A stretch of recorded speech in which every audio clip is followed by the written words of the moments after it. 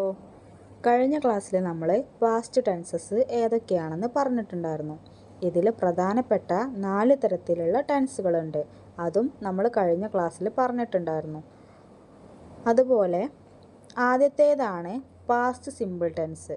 അതായത് കഴിഞ്ഞു പോയ ഒരു സമയത്ത് പൂർത്തിയായ കാര്യങ്ങളെ സാധാരണ രീതിയിൽ സൂചിപ്പിക്കാനാണ് നമ്മൾ ഇത് ഉപയോഗിക്കുന്നത്.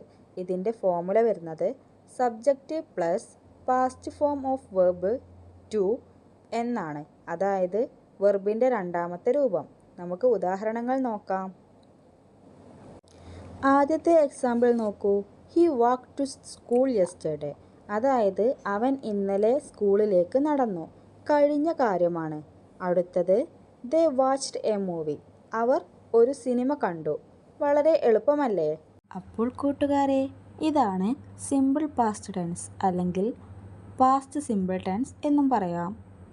ബാക്കി നമുക്ക് അടുത്ത ക്ലാസ്സിൽ പറയാം. ബൈ.